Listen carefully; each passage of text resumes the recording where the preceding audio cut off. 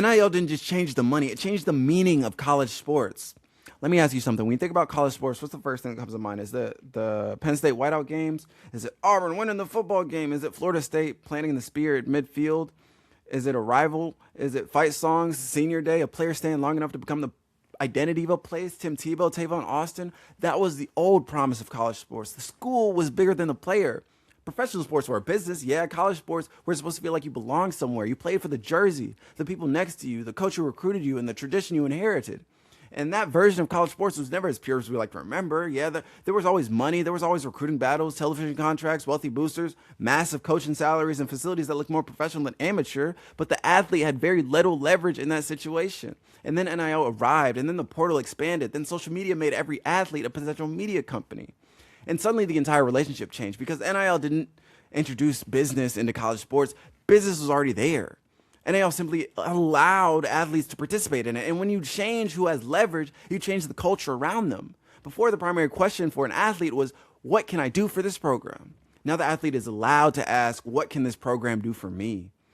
That is the before and after, and it changes everything. A recruit used to be publicly sold on development, education, championships, and tradition. Son, come here. Let's go sit you right next to Bim Bob, and you'll sit here for 3 years, learn, develop, and wait your turn. Now another question sits right before that one, which is, if school A tells me that I got to sit for a year and develop, but school B tells me I can play now, build my audience, and make real money, what do you expect me to do? It's an easy decision. Loyalty had very little space in a system where loyalty isn't reciprocated, and a player can commit to a coach, trust his vision, move across the country, organize his entire future around that relationship, and then that coach can leave the moment a better opportunity appears. We have seen versions of this reality across college sports everywhere. Think of Lane Kiffin. So why are we shocked when athletes begin operating with the same logic? The player did not invent the business mentality. The player adopted it. And then the portal opened its mouth, the doom portal. It swallowed a lot of permanence that once made college sports feel different. Now your quarterback can leave. Now your receiver can leave. Now your shortstop can leave. Now the player that spent 2 years developing can leave, and somebody's going to be able to replace him tomorrow. Competition now stands larger than tradition. That does not mean tradition is dead. It just means tradition has to compete with opportunity, and opportunity is persuasive.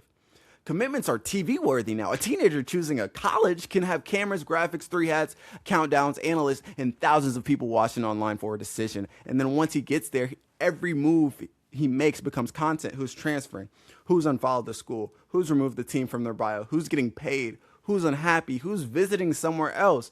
Gossip is glorified because uncertainty creates attention, and attention creates money. That is a major cultural shift. Movement is no longer just movement. Movement is content, and the athlete himself is now a brand inside of another brand. You have the university logo, and underneath it, you have the quarterback's podcast, the receiver's YouTube, and the shortstop's TikTok following, and the endorsement deals, and the personal audience that can travel with him wherever he goes. The jersey still matters, but the person wearing it no longer has to borrow all of his relevance from that jersey. That is power, and power changes relationships. You can see it inside the locker room too. Imagine 2 players sitting 3 feet apart from each other, same 6 a.m. lift, same conditioning, same meetings, same practice, same logo, heck, same position. One has 300,000 followers and 6 figures in NIL opportunities. The other one has almost nothing. Neither player has to be selfish for the difference to be affecting the room. Money creates status. Attention creates status. Playing time creates status. Followers create status. And now those things reinforce each other. Play well, get attention, gain followers. Gain followers, increase your market value. Increase your market value, create opportunities. At some point, the athlete can stop asking, am I becoming a better player? And start asking, am I becoming more valuable? Those are not the same question. And that is where the conversation becomes bigger than NIL, because gone, or at least less dominant, are the old speeches from Nick Saban and Tim Tebow's of the world, where patience, development, sacrifice, and representing something bigger than yourself sat at the center of the message. Those values still exist, but now they're competing with an environment built on immediacy. Play now, earn now, grow platform now, move if necessary, protect your future. And I understand why. The athlete has finally learned that his career is short. His coach may leave, his scholarship situation may change, his role can disappear, his body can betray him. His value can still rise and fall quickly. So yes, players should use the leverage available to them, but the danger is confusing leverage with identity. And that is where we have to take away moving forward. The answer cannot be pretending NIL never happened. It can't be answering athletes to surrender so much power so the fans can feel nostalgic again. It can't be allowing every decision a college makes to become more transactional than human. The next version of college sports has to be perseverance.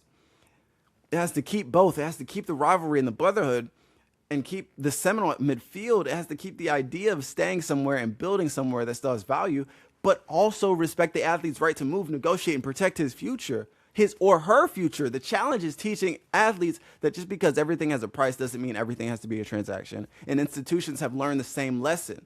If you want loyalty, create environments worthy of loyalty. If you want commitment, reciprocate commitment. If you want athletes to care about tradition, give them a reason to believe tradition cares about them.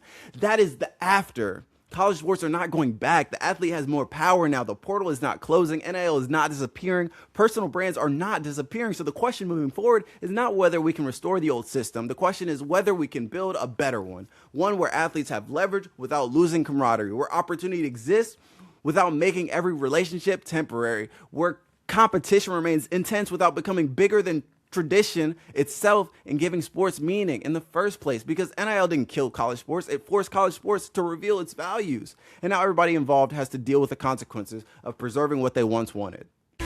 Oh my gosh. All right, I gotta see if I can